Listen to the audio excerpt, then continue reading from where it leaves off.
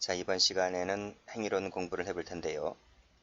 자, 행위론 자체는 일단 시험에 나오지를 않습니다. 시험에 나오는 분야가 아니기 때문에 이 강의는 듣지 않으셔도 됩니다. 자, 그런데 제가 왜 행위론 강의를 해드리느냐? 그 이유는 우리가 교재 중간중간에 공부를 하다 보면 자, 인과적 행위론, 목적적 행위론, 사회적 행위론 이런 개념이 등장합니다. 그래서 그 개념이 과연 뭘까? 궁금증을 자아내시는 분들을 위해서 제가 행위론 강의를 해드리는 것이지 행위론 자체는 시험에 나오지를 않기 때문에 간단히 패스하실 분들은 패스해도 좋습니다. 자, 그러면 행위론 강의를 들어갑니다. 자, 노트를 펴보세요. 노트. 자, 노트에만 있고 기본서에는 제가 넣지를 않았습니다. 원래 기본서 작업에는 다 해놨었는데 굳이 시험에 나오지를 않기 때문에 제가 노트에만 적어놨다. 그거죠. 자, 노트를 펴보시게 되면 자, 우리 전 시간에 3단계 범죄 체계론 배웠죠. 그래서 구성요건 해당성 플러스 위법성 플러스 책임 이 세 가지를 모두 구비하면 범죄가 성립했다 했고 이 3단계 체계론이 오늘날의 통설이고 우리 수험생들은 이 3단계 체계론에 따라서 공부를 하면 된다는 것이죠. 그런데 자, 그 구성요건 해당성 검토하기 이전에 행위론 나왔네. 행위론. 그쵸? 이 행위론이라고 하는 것은 독일 학자들이 연구를 한 분야인데 왜 이 행위론 연구를 했을까? 라고 하는 것이죠. 자, 범죄의 모든 발생 형태가 있잖아요. 자기범이 있고 부자기범이 있고 그리고 고의범, 과실범이 있는데 이러한 범죄의 모든 발생 형태에 있어서 보편타당하게 적용될 수 있는 상위의 형법 행위 개념이 존재하는가를 독일 학자들이 연구를 해봤다는 것이죠. 그 결론이 뭐냐면 자, 인간의 행위여야 하고 그리고 그 인간의 행위는 의사가 개입되어 있어야 하고 그리고 그 의사는 신체적 외부적 동작으로 표출되었을 때 행위가 된다는 것이죠. 그 당연한 것 아니겠습니까? 뻔한 것을 연구를 해봤다는 그 독일 학자들을 내가 이해를 못하겠어요. 그런데 이 결론이 뭐냐면 이 세 가지 요건을 구비하면 행위가 되는데 자, 여기 화살표 나와 있죠? 자, 자연현상에 따른 행위는 이 인간의 행위가 아니기 때문에 행위론 자체에서 거론되지 않는다는 것이죠. 자, 보세요.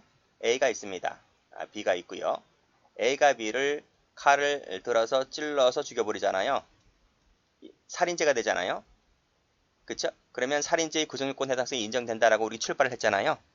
이 A는 사람이잖아요. 사람. 그리고 칼로 찌르는 것은 의사를 갖고 찔러버리는 거잖아요. 그쵸? 자, 이 자연현상에 의해서 B가 벼락 맞아 죽었다라고 했을 때 이것은 인간 행위가 아니기 때문에 행위 자체에서 탈락되는 겁니다. 두 번째, 동물도 마찬가지죠.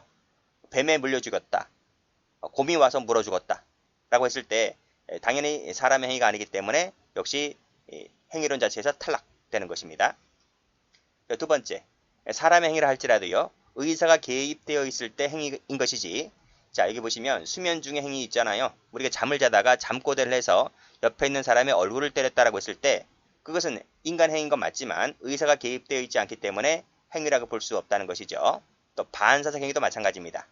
그쵸?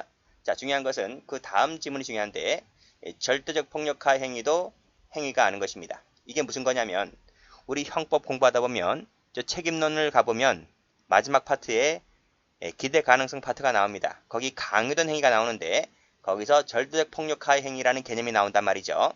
이 절대적 폭력화의 행위 얘가 뭐냐면 우리가 강제로 손을 잡았어요. 나는 저 위조문서에 도장을 찍기 싫은데 이 조폭들이 나의 손을 강제로 붙잡아서 그 위조문서에 도장을 찍어버리는 거예요.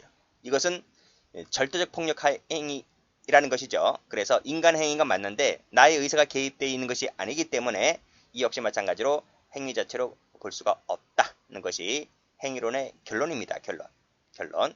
그렇게 정리를 해두시면 될 것 같고 뭐 오른쪽에 있는 사례 같은 경우는 볼 필요 없어요. 이 정도만 보셔도 될 것 같습니다. 자, 이렇게 서론 개념을 정의를 짓고요. 제가 위에서 뭐라고 했습니까? 행위론의 종류가 인과적, 목적적, 사회적 행위론 등이 있다 했잖아요. 이 부분을 한번 좀 보도록 할게요. 자, 인과적 행위론입니다. 자, 인과적 행위론은 19세기 때 등장했는데요. 자, 18세기 말에 이제 산업혁명이 일어나잖아요. 그 산업혁명이 일어나면서 이제 19세기 초에 들어오게 되면 자연과학이 발달하게 됩니다. 그 자연과학이 우리 이 사회 전반에 쫙 반영이 되는데 이 자연과학이 우리 형법에도 투영됩니다. 그래서 이 인과적 행위론은 이 자연과학의 영향을 받아서 외부 신체적 외부 측면에만 관심을 두었지 내부적 측면은 전혀 관심을 두지를 않습니다. 자, 이게 무슨 뜻이냐면 산업혁명이 발전함에 따라서 자연과학이 발달했다 했잖아요. 그러니까 물질 만능주의가 되는 거예요. 그러니까 사람들은 저 사람의 재산이 얼마냐, 돈이 얼마냐, 차는 뭘 끌고 다니는데 이런 거에만 관심 있는 거예요. 그 사람의 성격 이런 건 관심이 전혀 없는 거예요. 그런 것들이 형법에도 마찬가지라는 거죠. 여기서 A라는 사람이 B라는 사람을 칼을 들어서 찔러서 B가 죽잖아요. 라고 했을 때 이 결과만이 중요한 거예요. 이게 왜 신체적 외부 특징 아닙니까? 결과만이 중요한 거예요. 이 사람이 어떤 생각을 갖고 찔렀는지는 전혀 무관심한 거예요. 그쵸? 이 사람이 아무리 변명을 한다 하더라도 야 이놈아 사람이 죽었잖냐 이렇게 죽었잖냐 니 어떻게 할 건데? 그럼 얘가 할 말이 없지. 그렇지 않습니까? 그래서 이 인과적 행위론자들이 가장 중점을 둔 것은 자 여기 나와 있네. 여기 이 결과입니다. 결과만이 관심 있는 것이지 이 사람이 어떤 생각으로 찔렀는지는 전혀 무관심하다 이런 말입니다.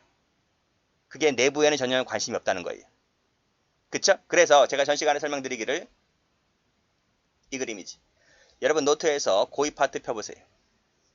고의 파트를 펴보시게 되면 맨 밑에 여기 고의 과실의 체계적 지위가 나오잖아요. 여기를 보시면 자, 이 고전적 범죄 체계론자들이 방금 말씀드렸던 인과적 행위론자들인데 인과적 행위론자들은 고의 과실을 어디로 보냈다? 그치? 책임론으로 돌려보냈다고요. 그쵸? 즉 구속요건에 해당성이 있어야 하는 것을 책임론으로 확 돌려버렸다고요. 우리는 너에 관심 없어. 우리가 관심 있는 것은 오로지 객관적인 것밖에 없는 거야 라는 거죠. 우리 제가 전 시간에 벨링 얘기했죠. 그거랑 똑같은 거예요. 그리고 이러한 체계를 이어받는 것이 신고전적이라는 거지. 똑같이 이걸 승계받아요. 그래서 역시 고의과실이 책임론에 들어오는 거죠. 근데 역시 마찬가지로 우리는 구속요건은 객관적인 것만 관심 있는 것이지 책임론에 해당되는 고의과실은 전혀 관심이 없다는 거지. 그쵸? 그래서 이 고전적이든 신고전적이든 고의과실을 어느 파트에 집어넣었다? 그치? 책임 파트에. 책임 파트에 전부 다 고의과실을 집어넣었죠. 그래서 고전적이든 신고전적이든 고의과실은 책임요소설이다. 이렇게 주장한 겁니다. 이게 30년 갑니다. 30년. 다시 오시면 자, 인과적 행위론자들은 그치? 결과에만 관심이 있었지 이 사람이 어떤 생각을 가지고 있는지는 전혀 관심이 없었다는 거지. 이해되시겠습니까? 자, 그럼 제가 지웁니다. 자, 그러면 보세요. 우리가 A가 B를 죽이겠다는 살인 고의가 있잖아요. 그렇게 생각을 했잖아요. 그 생각에 따라서 칼을 들였잖아요. 이게 행위잖아요. 행위. 그리고 이 칼 맞아 죽잖아요. 이 결과잖아요. 제가 방금 말씀드린 대로 이 사망이라는 결과는 가치에 반하지. 가치가 무슨 가치? 우리가 옹호하는 사회 가치. 우리가 옹호하는 사회 가치는 사람이 죽으면 안 됩니다. 그렇죠? 직장 잘 다니고 학교 잘 다니고 하는 것이지 왜 칼 맞아 죽어? 피 흘리고. 이러한 피 흘리고 죽는 가치는 우리가 옹호하는 사회 가치 질서에 반하잖아요. 그래서 이걸 뭘 한다? 결과 반가치를 한다는 거지. 인과적 행위론자들은 이러한 결과 반가치를 중시했다는 거지. 앞에 있는 A가 어떤 생각을 가졌다라고 하는 것은 우리 관심 대상이 아닙니다. 그래서 고의과실을 책임론으로 쫓아버린 거지. 이해되시겠죠? 자, 여기서 요 칼로 찔렀다라고 하는 것이 행위라고 했잖아요. 그 행위라고 하는 것은 밑에 화살표 거동성이다. 거동성. 이게 행위인 거지. 그리고 네가 어떤 생각을 갖고 칼로 찔렀냐라고 하는 것은 무관심이라니까. 다만 이러한 A의 의도가 이 의도는 칼로 찌른다는 것을 조종하지 못합니다. 이 사건 진행을 지배 조종하는 힘이 없어요. 왜? 우린 너한테 관심 없으니까. 조종하는 힘이 없다고요. 그래서 이 A의 생각은 이 거동성을 만드는 데 있어서 다만 유의성. 너의 순수한 마음은 알겠는데 됐고 사람이 죽었잖아 임마 라는 거죠. 그래서 이 칼로 찌르는 행위를 단순히 이러한 동작을 야기시키는 것에 그치는 것이지 그 이상 그 이하도 아니라는 거야. 즉 조종하는 힘은 없는 것이고 다만 이 동작을 발생시키는 선에서 그친다 라는 의미에서 이 유의성이라고 합니다. 결론이 뭐냐면 이 칼로 찌르는 행위라고 하는 것은 유의성 플러스 거동성으로 나타나게 된다 라고 하는 것이 인과적 행위론자들의 설명이다는 것이죠. 자, 그래서 이 인과적 행위론자들에 따르면 네가 어떤 생각을 가졌냐라고 하는 것은 덜 중요하다 그랬지. 그래서 이 인과적 행위론자들은 고의를 설명하지 못해요. 고의를 설명하지 못하고 목적이라는 개념을 설명하지 못합니다. 고의를 설명하지 못하니까 미수를 설명할 수가 없는 거지. 미수를 설명하려면 고의가 전제 조건으로 깔려야 되거든. 고의를 설명 못하니까 미수를 설명하지 못하게 되고 거동성이 있다. 거동성이 있다는 것은 행위는 거동성이 있다는 말은 부작위를 설명하지 못하게 되는 거죠. 그래서 인과적 행위론자들의 비판이 뭐다? 고의 X, 미수 X, 부작위 X. 다만 설명 잘하는 게 하나가 있는데 그게 바로 뭐다? 그게 바로 과실이었다는 거죠. 왜 과실을 설명 잘할까요? 그나마 유의성으로 보았기 때문에. 그렇죠? 이 사람의 생각이 이 칼을 찌르는 행위라는 부분을 조종하지 못하고 다만 이러한 행위를 야기시키는 선에서 그치기 때문에 과실은 그나마 다른 부분에 비해서 설명을 잘한다라는 칭찬을 받게 되는 거죠. 나머지는 다 설명 못합니다. 어쨌든 인과적 행위로는 이러한 선에서 그치면 될 것 같아요. 자, 됐죠? 자, 이 인과적 행위론자들이 이 앞에서 설명드렸듯이 고전적이든 신고전적이든 범죄체계론과 일치한다는 것이죠. 자, 이러한 부분이 우리 교재에 어디서 등장하냐면 범죄체계론을 찾아보세요. 책임론 마지막 페이지에 있습니다. 일반 이론에서. 거기 보시면 여기 고전적 범죄체계론 나오죠. 행위론에서는 누구랑 매치가 된다? 그쵸? 인과적 행위론자들과 매치가 된다는 것이죠. 그쵸? 그리고 신고전적도 마찬가지죠. 똑같이 인과적 행위론자들과 매치가 됩니다. 자, 됐습니다.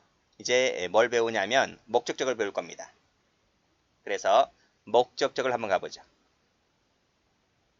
자, 목적적 가기 전에 다시 한번 노트를 자, 이 고의 파트에서 자, 여기 한번 보세요.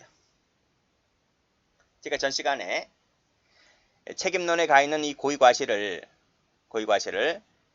앞으로 끌어당겼다 했죠.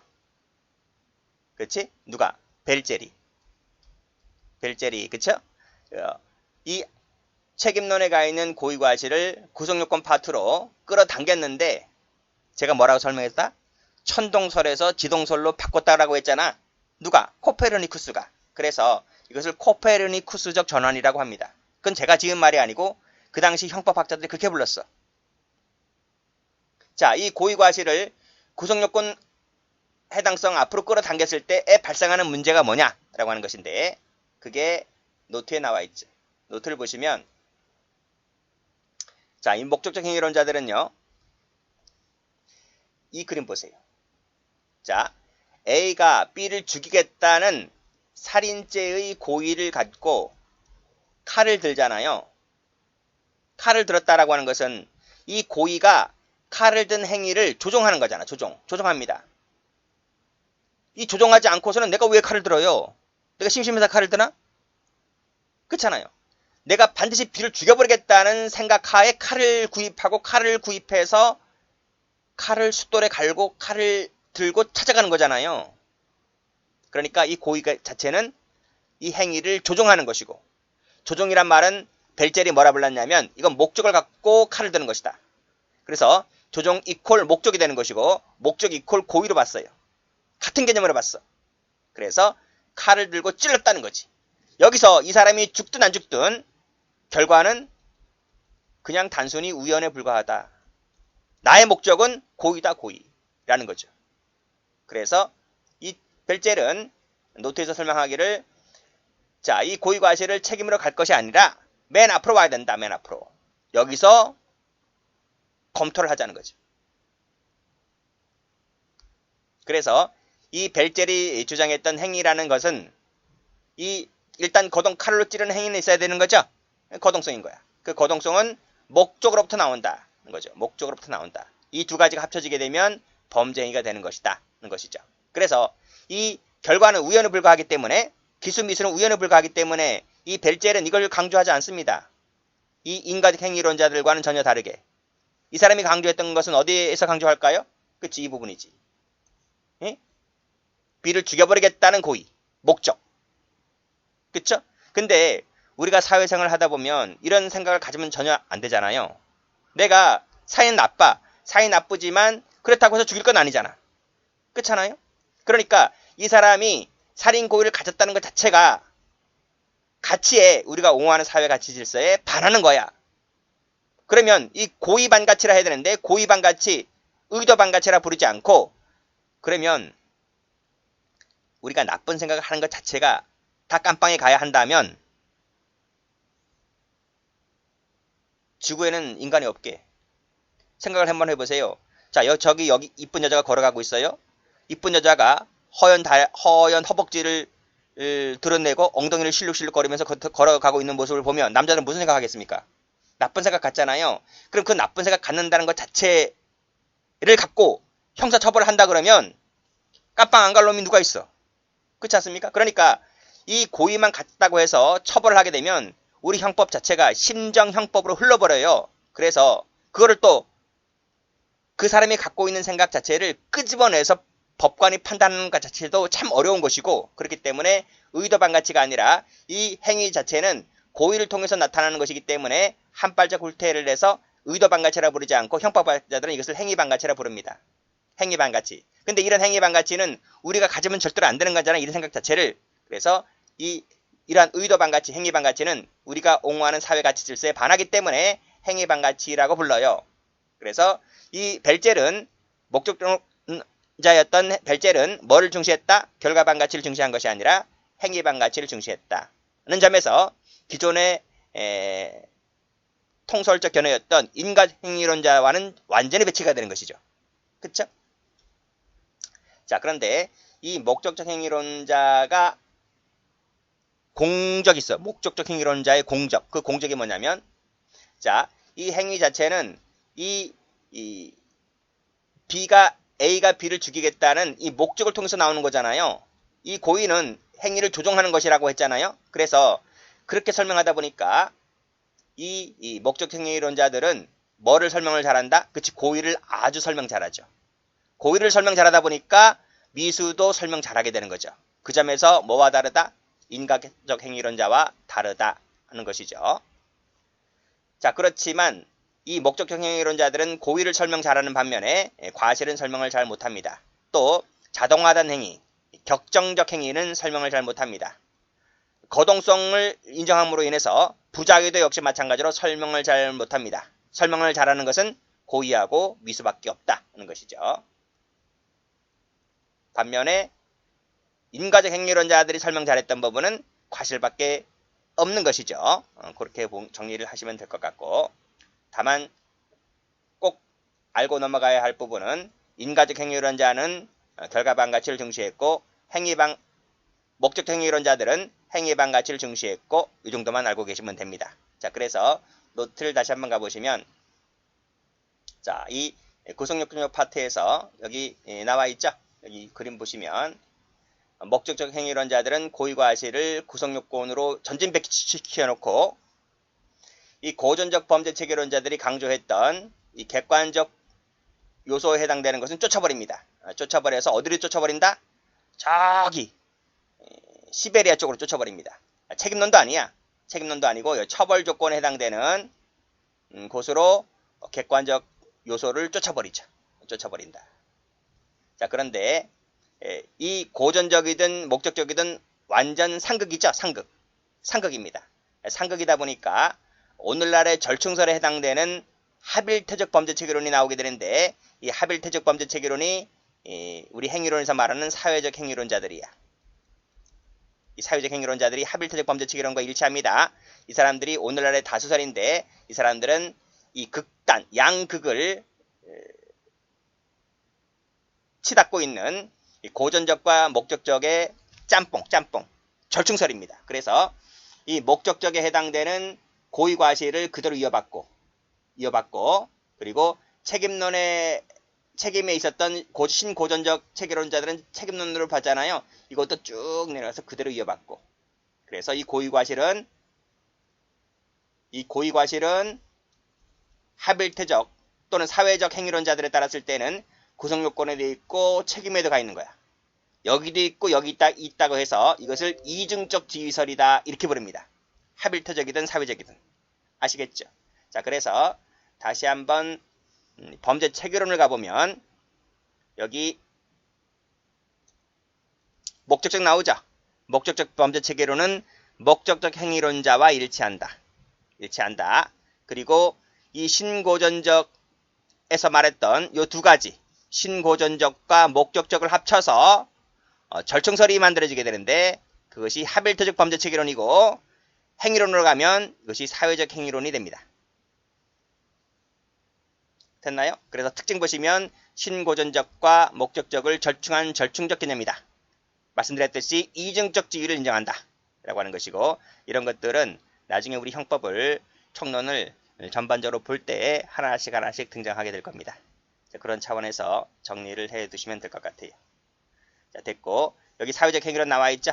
사회적 행위론은 이 사회적 중요성을 강조함으로 인해서 통일된 철학적 기반 없이 이 양자를 그때마다 비판하고 그때마다 도움이 되는 것이 있다면 하나씩 빼냄으로 인해서 양자를 절충했던 절충적 개념으로 등장한 것이 오늘날의 사회적 행위론이다 이렇게 보시면 되겠습니다. 그래서 이 견해에 따랐을 때는 이 목적적이든 인과적이든 설명 못했던 고의과실, 부작위 이런 것들을 무리 없이 다 설명 잘한다는 그러한 장점을 갖고 있게 되는 것이고, 오늘날의 통설적 지위로 차지하게 된다. 이 정도에서 그치시면 되겠습니다. 더 이상 깊게 공부하지 마시고 이 정도만 해도 충분하다 이렇게 보면 되겠네요.